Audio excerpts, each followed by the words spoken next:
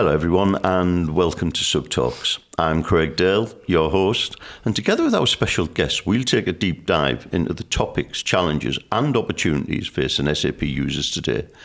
Please make sure you do subscribe so you don't miss any of our future episodes. I'm delighted today to be joined by Mark Raben, former SAP EMEA CTO and keynote speaker and speaker coach. So Mark, welcome. Welcome, thank you very much. In today's episode, where we're actually recording on the Sunday evening at UKISUG Connect, after we've just listened to an exceptional keynote from Mark, to discuss human qualities in an AI-driven world.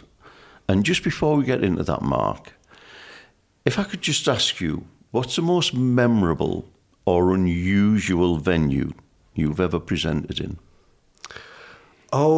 There are many actually. I think the most unusual was actually for SAP in the Nordics on a very nice boat. Oh, wow. So that was a very special one.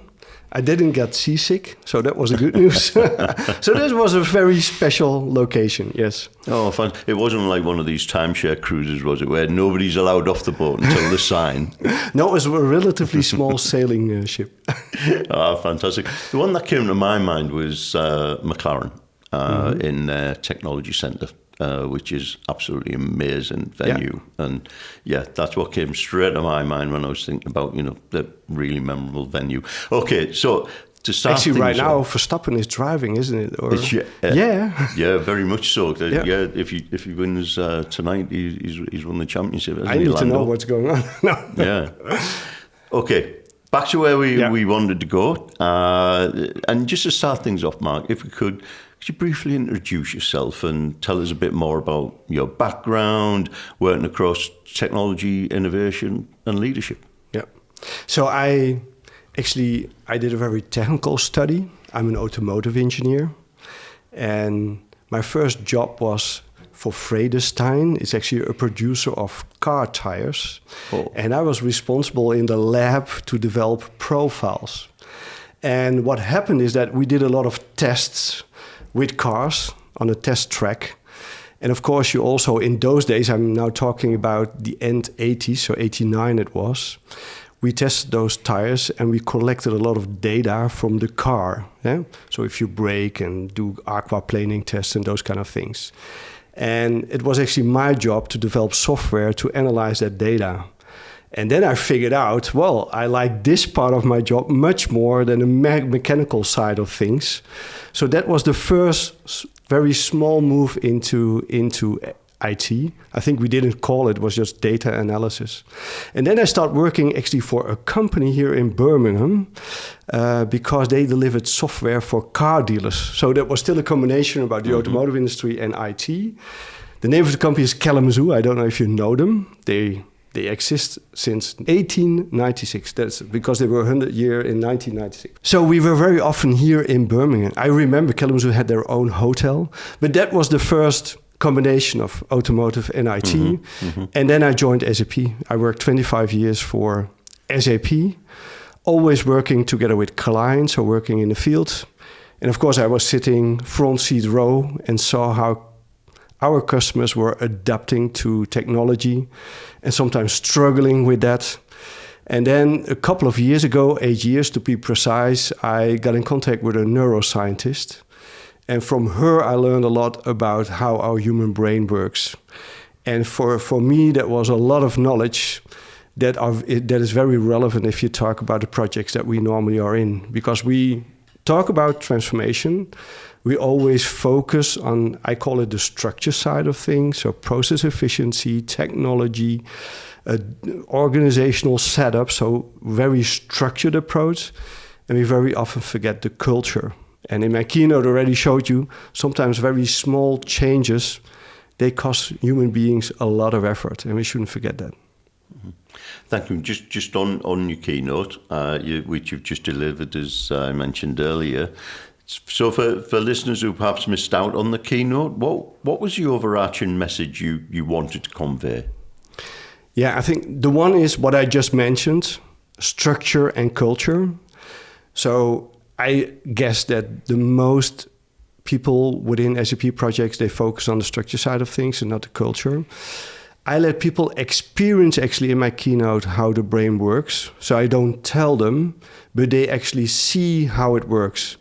And they understand that our brain is not made to process a lot of data, it's made to survive. And for that, we make a lot of predictions, because it's important. If you want to survive, you should be able to predict the next thing that's going to happen. So that's something they experience during my keynote, and they see and they understand that how I see the world is actually through a lens of my previous experiences. And everyone sees the world in a different way because we all have different experiences. And I say that because for me it's important not to polarize, but to discover why is someone sees the world how he sees it, and not start arguing. And that's also very important if you do transformation projects. You should be curious why somebody is thinking what he is thinking. So that was a very important point that I addressed in the keynote. The other one is, I talked about the dopamine system. The dopamine system is a system that motivates us. It's all about desire, craving. So we call that the wanting. So not the getting system, but the wanting system. And that's important. If you want to have people move and motivate them, you should understand how that system works. And a very simple learning we can draw from that system is that we not should only focus on the end goal. We call that make the effort your reward. So also take the small steps that sometimes are very painful or cost you a lot of energy, but celebrate them and enjoy that way to that end goal. But if you wait till the end goal to get dopamine for that one, it's not a sustainable way of motivate people for a longer time. So that are the three things, like structure, but focus on culture. Think about how your brain really works. It's the biggest prediction machine we have in nature, I think. And the last one is make effort your reward. Yeah, thank you. And you mentioned there that safety, and it made me go back to think of that. Our fight or flight instincts. You know, if we go back, and it like you say, part of human nature. In effect, it's fight or flight, and the other side of that is we're either moving towards something we want or love, etc., or we're running away from something we fear. Yeah, exactly. Yeah, and we are constantly predicting what the gratification might be. And a lot of people think that our brain was evolved to a certain level of intelligence, but that's not what it is. It's constantly predicting. And it's predicting, and now I'm going to bore you with a lot of knowledge on that one, but it's predicting to survive.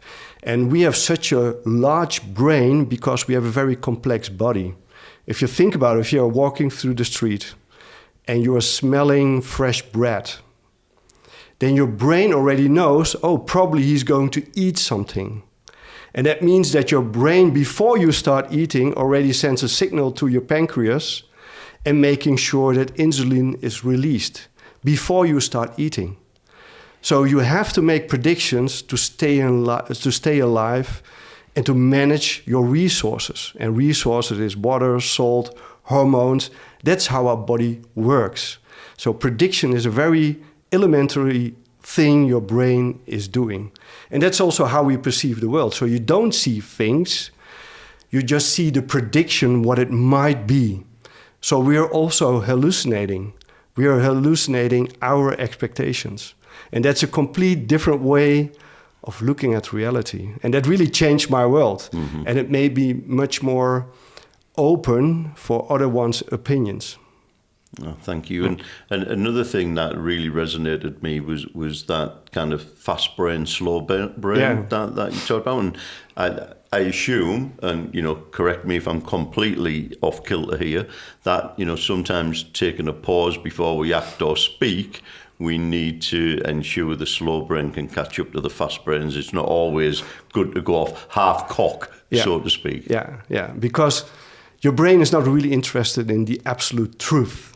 Yeah, it very often functions on better safe than sorry. So make a decision fast, and make sure that we survive. Yeah, that's where it's focused on. So if you have complex decisions, it makes sense to sleep overnight and think about it before you take a decision. And you see that because that's our rational part. It's the slow part. And the slow part, it's developed when we are 23. So you see that with younger children, that they have issues or challenges to think about the consequences of decisions or behavior that they have now, and understand what the consequences is in the future. And we need time to understand, okay, what are we doing right now and what means that over time. That's very important. Take time, think about it. Yeah, and like you mentioned there, sleep, there's that saying, is that I'll sleep on it, and it's science behind it, actually. Yeah. And your brain works overnight. So if you give yourself that assignment, because the fast part of your brain is also working. So it's analyzing all the data you got, and overnight it will give you the right decision. It sounds very philosophical or very spiritual almost, but it's really how it works. So sometimes you have a lot of knowledge that you are not aware of. But if you sleep over it, then your brain will bring it to your conscious part, and then you can make the best decision the day after. That's how our brain works. Yeah, and I completely agree. I've long been there where if you're struggling with something, just before you go to sleep or whatever, ask yourself a question. Yeah. And then your brain will answer it while you're sleeping. Yeah. You're giving an order to your brain, help me with this. And you don't have to think about it, just go and have a good sleep. Yeah, fantastic. And actually, a big part of what you talked about as well was AI. And, key theme in your work is the relationship between humans and technology. So when you talk about artificial intelligence, AI as it's known, being ahead of our brain in many areas, what do you mean by that in practical terms? Yeah, let me tell you a very concrete story. It happened last week. And because I have my own website, and I do, as you said, I'm a keynote speaker. I also do speaker training. And for that, I wanted to develop a web application to analyze people's profile or their preferences in communication and behavior. There are a lot of tests, and I wanted to develop my own one. And I did that together with ChatGPT. And what you see is that if you start prompting and ask ChatGPT to generate an HTML web application, it's super fast in understanding what I want. It can research the internet on all kind of personality tests. And in 2-3 conversations, I had a working web application. And it was really stunning because it would have cost me 3, 4, 5 days maybe. Wow. So it's super fast in the beginning. What I also realized is that if you start fine-tuning the application, so there were some graphical representations of a certain profile, then you see small mistakes. And if you have to do that over prompting, instead of changing the Java code right away, then the second one is much faster. So there, you always should find a balance, because the story that AI can do everything for you, yes, it's sometimes very fast and it's stunning what it can do, but you really should focus on, okay, what's also the level of proficiency of the guy who's using it. I'm a very intermediate coder, so for me, it really gives me a lot of benefits, especially in the beginning. But if you're a very specialized and expert coder, you probably don't take that much benefit from AI than I do. So the problem is, it's always a nuanced answer what AI can do for you. But I gave you examples like how it can compose music. You saw how difficult it is for people to understand what was created by AI and what's not. So it will absolutely have a big impact on, as I said, the most analog jobs. Yeah, even those are impacted by what AI can do. Yeah, it was interesting. I was quite pleased myself, actually, because when you were doing that, what is AI and what is real, I thought, right, okay, he's walking way too smoothly. That's AI. I thought, all right, okay. I'm going to be able to do it. I got the second one wrong. So, I thought, oh, okay then. Yeah. I'm human after all. We know our community, but we don't know yours yet. Why not share the benefits of your UKISUG membership with those who don't know about us? The UKISUG referral scheme rewards you for helping to grow and develop our community. You can check out the link in the description to find out more about how you can get involved. Terms and conditions apply. We hope you enjoy the rest of the podcast. And while we're talking about that, you emphasize human qualities such as connection, trust, agility, job satisfaction, etc. Why do you choose those specifically? Yeah, for me, trust is the most important one. And it goes back to how our brain works. Because, as I said, it's a prediction machine to manage resources. So what our brain doesn't like is an unpredictable environment. Mm-hmm. And that has a lot to do with trust. So if you would be, and you're very nice to me, but if you would be very nice to me now, and after 2 minutes you start yelling to me, then for my brain, that's a lot of stress because you are unpredictable. And unpredictability means that it's very difficult to manage the scarce resources that you have access to. So people get into stress if it's not predictable. And that's what we should learn, that's how our brain works. And that means in a project, if you're not transparent on the intent of a project and what the implications might be for your job or a task you are doing, that's a lot of stress for our brain. I also showed you it's very important to have bonding, to work together with other people. So if you only work from home, you're doing your task over there, and every day you hear that AI is taking over your job or your task, that will create a lot of stress for those people. And that's something we should acknowledge. So trust for me is the most important thing, especially on intent. I also very often get the question, okay, can we trust AI? Can we trust technology? And for me, that's a very strange question. Because AI for me is a tool. It's like a hammer. And you can use a hammer to build a house. You can also use a hammer to hit someone on its head. It's just a tool. And the tool is neutral. The point is what we as human beings can do with that tool. So I think if we talk about trust, especially in the area of artificial intelligence, it's not about can we trust the technology, but can we trust the people behind the technology? And what's their intent?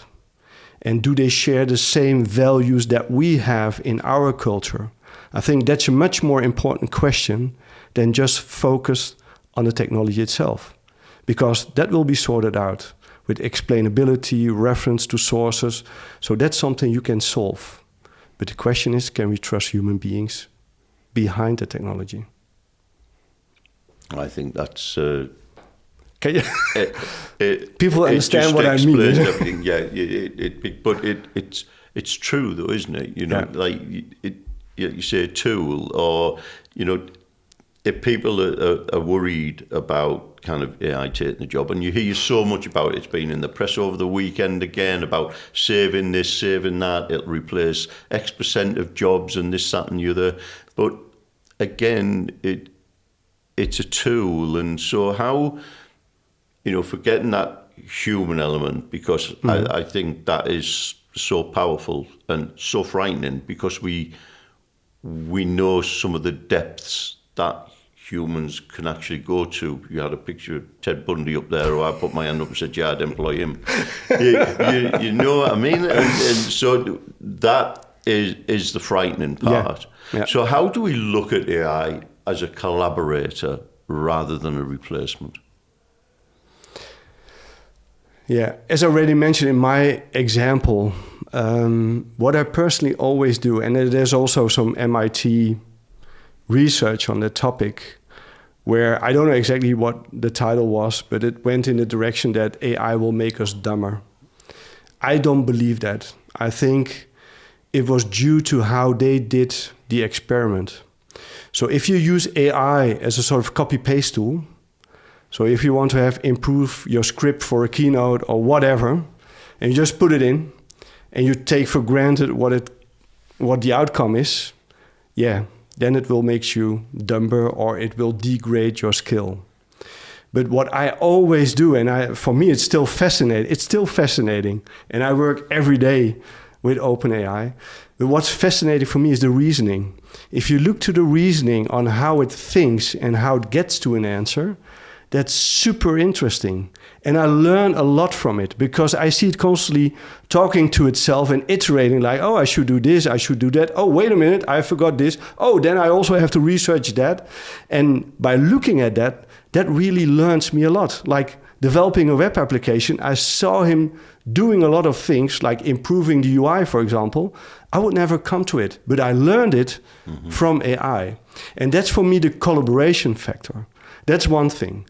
The other thing is that I believe, I mean, there's much we can automate with this technology. If you look at service centers and so on and so forth, you see the examples everywhere. However, and now I give you an anecdote again, also this week, because I booked my flight here to Birmingham via Check 24. It's a portal in Germany. And it was a flight for Lufthansa. And I booked it for my son and myself, but he got ill. So I had to cancel one flight. And I was talking with the AI bot from Check 24. Her name is Sophie. And I asked her, how can I cancel my flight? And she said, you can't do that on our portal. You have to call Lufthansa. I gave Lufthansa a call. It was a real human being. And he told me, no, Mr. Raben, you should cancel your flight at Check 24. And I thought, like, okay, now I'm in deep problem. So I went back to the website of Check 24 and I tried to find a telephone number. I couldn't find it. I asked Sophie and she didn't give me an answer. Then I went to ChatGPT and said, can you give me a telephone number from Check 24? And I had it in a second. I gave them a call. And it was a very friendly lady. And she explained to me, yeah, that's something you can't do digitally. So I will send you an email. You have to send me an email back that you agree with the additional cost because you don't get all the money back. And then I can cancel that flight for your son. And I think in this example, you see a lot. First of all, you can automate a lot, but you also should be aware of what is already digitized. Mm-hmm. So if you don't have a process right now that somebody can cancel an order or a flight in this case, it's also very difficult to let AI do that if there's no process for it, or you don't want to do it that way. You always want to have a human being in between before someone can cancel his flight. The other thing is that I'm quite convinced, and it's a prediction. I don't know if it will happen, but I'm quite convinced that we have automated things to a very high degree. It will become a real differentiator if I can call a company and I can talk to a real person. So we will see marketing campaigns say, if you do business with us, you have the possibility to talk with a real person. So that will always balance it out again. So I think, yes, there's a great opportunity. There's a lot of things that we can do, but there's also a lot of room to still be in conversation with human beings. Very much so, and I think that that balance, because organisations can often look at tools first and people second. But you mentioned there the process. You need a process that works in order to then automate it. Yeah. You don't put the cart before the horse, so to speak. But I'd just like to go back to something I always say, if you're running a restaurant, the kitchen should be clean and sorted. Yeah, otherwise you can't do a very good cooking. That also counts for IT and processes. Yeah, that won't change. Very good. And if you want to sell your house, apparently, back to what you said right at the beginning, bake some bread. Smell of baked bread, nice coffee, always sells a house, apparently. But anyway. I know. So I just wanted to go back to something you mentioned earlier, and that was, for me, it resonated as authenticity. And you showed videos of people being interviewed, saying one thing, but their body language said the opposite. Yeah. And I think you mentioned that in being true to yourself and trust. Yeah. Is that for me is a huge part of life and trust, is that authenticity. Yeah, and I also want to make here. I don't want to be provocative, but I think it's something I want to speak out. I want to speak out because, I mean, imagine you're working from home. You hear day in, day out that somehow AI is going to take your job. You don't have other people to talk about it, so you feel alone. And we are surprised that people are stressed. Yeah? That is strange that surprises us. And I think the most important question organizations should ask themselves is that you shouldn't be surprised if you ask a turkey to vote for Christmas. You should think about who is actually benefiting from all the efficiency gains that we can get from AI. So assuming that there's a lot of efficiency and there's a lot of efficiency gain, then the most important question is who's going to benefit from that. So is it just that we're going to optimize our profit and make our shareholders very happy, and we forget about our customers and our employees? Or do we also make sure that also our employees and customers can benefit from those efficiency gains? And I think that's a very important question. If you talk about authenticity, I think it's very important for employees and customers to understand the intent of why we are implementing that technology. And there are companies, there's one in the Netherlands, it's an IT company, I won't mention their name, but they said we see so much efficiency gain by using AI in a smart way. We gave everyone a 4-day working week with the same salary. And that one day you can use for yourself. You can work for the company, you can do creative things, whatever you want. And I think that's a very bold statement. Because if you are on stage and you say like, there's so much efficiency gain, then the first question is, okay, who's going to benefit from that? And if it's not the employee, why should they go for it? Yeah, I think that's a very fair question. Mm-hmm. I don't hear it a lot.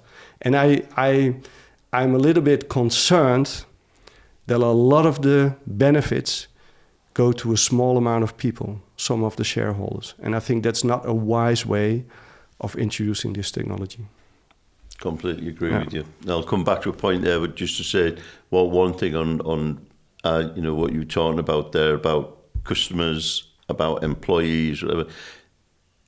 Focusing on employees, having happy employees, in turn gives you happy customers, gives you repeat business, and that cycle goes on because of that trust that's built. Yeah. And you also mentioned there creativity.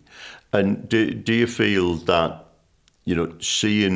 are you seeing roles evolve in a way that allows humans to spend more time on creativity, empathy, strategic thinking, or are organizations perhaps not there yet? I worked 25 years for SAP. I think, by the way, it's the best employer I ever had. So it's really... Apart from yourself, I hope. Sorry? Apart from yourself, working for yourself. Yeah, that's also. Company. But if you start working for nice yourself, to yourself. Be nice to yourself. Yeah, but you also feel the pressure of you have to do everything yourself. Build your website, develop application, do the marketing. You have to deliver it, send invoices. So you also start acknowledging how nice the life was at SAP. Let's be fairly honest. And to be honest, what I saw is that I was very much identified with SAP and the task I was doing there. So I felt important. Mm-hmm. And it's very important. It's something people need. And when I stopped working for SAP, I really saw myself having problems with that. That's something I identified myself with my task and with the things I was doing for SAP, that was not there anymore. And that gave me a lot of empathy that if you talk about, okay, we take tasks or jobs from people and they just do something else, that's very easily said. Yeah. So, you do more value-based tasks or whatever. But people very often, they identify themselves with what they are doing. So also there, they need time to get used to the idea, I have to identify with something else. And I think that's what I would like to give to all the people that are in such a situation. And I was in there, so I have to reinvent myself and build my own business. And you're right, it gives me a lot of good feeling, but sometimes it's also stressed. And I now try to focus not to identify with what I'm doing, but the impact that I'm making. So identifying like a keynote, inspiring people, give them a good feeling on what's happening, give them a laugh. That's the impact that I have. And I can do that with a lot of tasks. Yeah, not necessarily a keynote. And it also gives you the freedom and the creativity to do other things. So I think that's the first step for people. If they're very identified with what they are doing, the first step is to start thinking about, okay, what is my identity on an impact level? And then there are much other possibilities that you can do. But I think the most important thing is time. We can't assume that if people are sitting at home, are alone, and only hear frightening things, that they come to that themselves. So they need support to think about that and reinvent themselves. Thank you. And on that identity piece, and I suppose the societal dimension to it all, that you mentioned there, identifying you by the role that you do or by your role. Do you think that as AI becomes more embedded in daily life, that how do you feel our relationship with work, purpose and identity might shift, or might it not? To be honest, I don't have a crystal ball. I'll scrub that question off then. I can't predict this. To be honest, I have no idea. I think I see the opportunity. I work with it every day. And especially because I'm running my own business, I see how easy it is and that I can do things completely alone that normally I would need a lot of money and a lot of other people. So that creates new business models. I think very important to remember is that we are not competing with technology. It's not the technology that's competing with us. As I said, it's neutral. But of course, it's the people that use their technology in a smarter way than I do. Those people, they are the competition. So here again, it's not the technology. The competition is other people or other organizations who use that technology in a much smarter way than you do. So that is tension. So we constantly have to think about, okay, do we really leverage all the technology that there is to its optimum? I think that's important on an organizational level, but also on a personal level. So if I look very critical to what I'm doing the whole day and the tasks that I'm executing, could I also do that much faster or maybe even completely automated with AI? I think that's a curiosity everyone should have to make sure that not other people are outcompete you. Is that English? I don't know. No, eh? You said, no, Mark, that's no English. So working, obviously, for yourself and working with AI day in, day out, can that get quite lonely? How do you build in your human connections to get your dopamine, if you like? How do you make sure that you're still connecting and you don't end up, I suppose, just all on your own, outside of the rest of society, if you like? You and ChatGPT running off into the sunset. Yeah. That's the reason I'm here. I'm so glad that you invited me, that I meet other people, because it was like, get Mark out of his home. It's a combination. It's always that combination. So I feel very confident in working at home and work very focused on a specific task. I like doing that. At the same time, I also do speaker trainings and those kind of things. I did a training last week for 2-3 days together with people, which is very intense.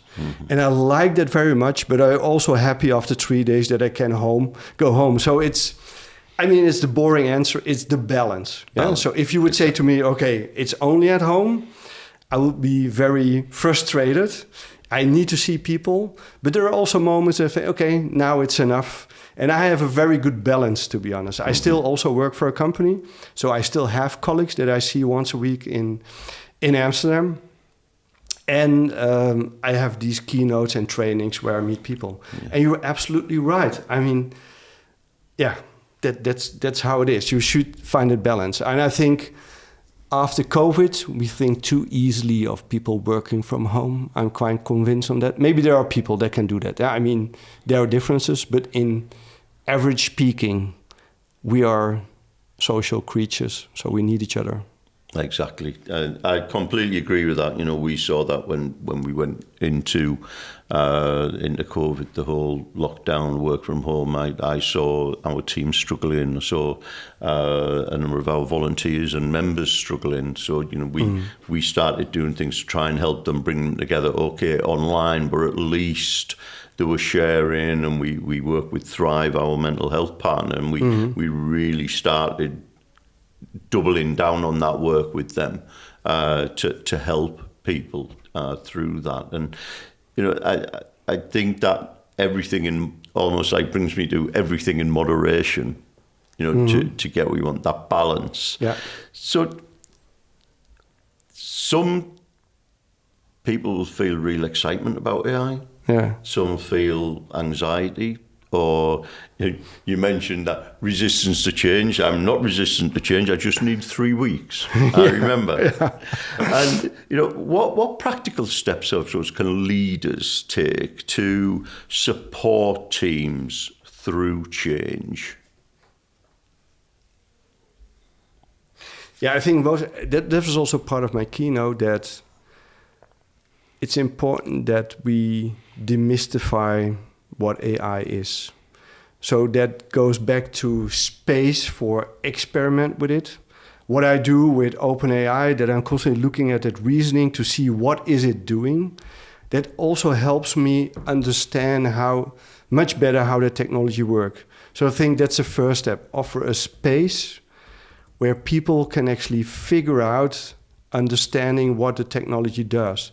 And if you understand how it works, it takes a lot from your anxiety. Yeah, because if you know, oh, this is how it does, oh, it's not that frightening, that's normally very important. If you have no idea what it is, and you only hear other people talking about it, yeah, it will make you more frightened than if you just dive into it. In the Netherlands, we say, like, if you're fighting with a dragon, you should watch it in its mouth. And that means, like, just face it, go in there, yeah? Don't walk away, but experiment with it, be curious. And that's something leaders should do. Make sure that you have the opportunity to work on that. What is also important, and we already talked about, is do it together. So anxiety, if we have the feeling, okay, maybe it's maybe it's really a big change, but at least we are in here together, yeah? And we will fight against it together, or we will go through that change together. That's also for human beings super important. So, I mean, we are not just a prediction machine, we have a body. And sometimes we forget that. Also in COVID times, we just thought, okay, if we do a Teams call, we can see each other and we can hear each other. That's true. But we can't smell each other. I mean, that's a very important aspect. There's a lot of chemicals that we smell or that we can touch each other that have a very impact on how we feel. So we have a lot of sensors that are not used if we don't see each other, if we just do it remote. So make sure as a leader that people can come together, have the feeling of bonding, have the feeling of we are in here together. And that's also a very important thing. And not, everyone for himself. So it's back to that. If you want to go fast, go alone. If you want to go far, go together. Go together, exactly, yeah. And I think leaders should also be very transparent. Maybe they can't be transparent on all the impact AI will have because they also don't know. They just see the opportunity and they start somewhere. But they should be very transparent on intent. Yeah. They should be transparent on what I said, who's going to benefit from what we are doing. Because I think there you can also take a lot of fear from people because they know with intent you are doing it. And that gives a certain transparency that people need in those projects. Mm-hmm. Now, no, I said I wouldn't, but I'm going to ask you to look into your crystal ball.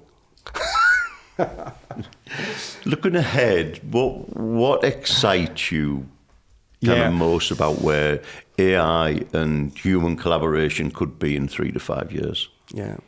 One is already a little bit based on the example that I just canceling my flight ticket, and 2 companies.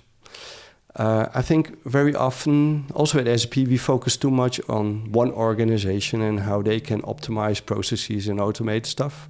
But of course, everyone is in a network, in a supply chain. So agentic AI, so having agents that can execute tasks in a very intelligent way across companies, across supply chains, that's a huge opportunity. Because there you leverage the power of all the companies working together. So that's one I'm very excited about. Another one is healthcare. I think very often, and I do the same, we talk about efficiency, process efficiency. It's not a real exciting thing, isn't it?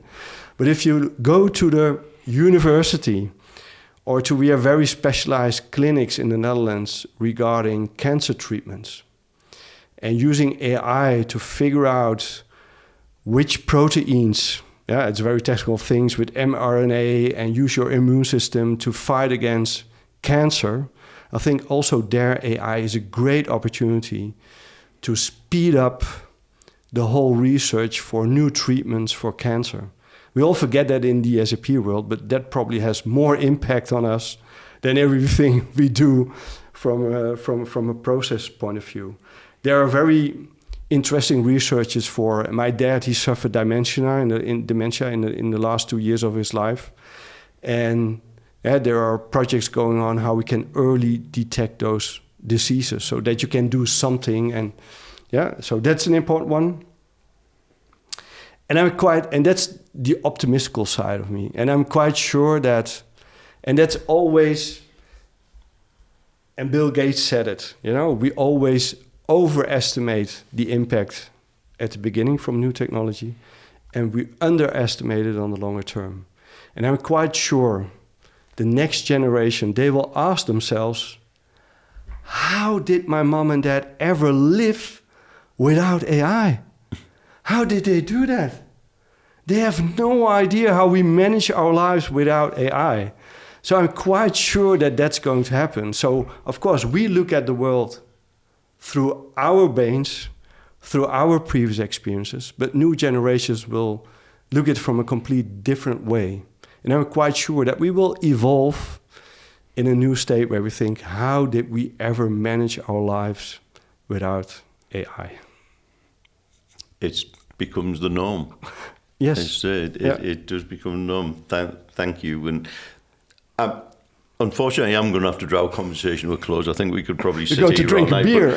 There's food waiting, like you say, there's a beer waiting. So finally, Mark, where can listeners go to follow your work or learn more about the topics we've discussed? Help Mark through the winter. Of course, they can invite me for a keynote. They can check my website, Mark Raben, Mark with a K, Raben, RABEN.com. If you look on LinkedIn, you will find me for sure. I also post a lot of things about the topics that we just discussed on LinkedIn. So that's where people can find me. It's relatively simple. I'm very exposed on LinkedIn, and you can always go to my website and get in contact with me via that way. Thank you very much, Mark. Thank you. Thank you so much for your time and insights. I've thoroughly enjoyed talking to you. Thanks for having me. And thank you for listening. We hope you enjoyed the conversation and found it valuable. I can attest, Mark's keynote was excellent, entertaining, mind-blowing, and also worrying, but also exciting. So everything thrown in one session. So do visit markraben.com for more information and how you can engage with Mark. And please make sure you do subscribe so you never miss any of our future episodes. Until the next time, stay safe, stay well, and be curious.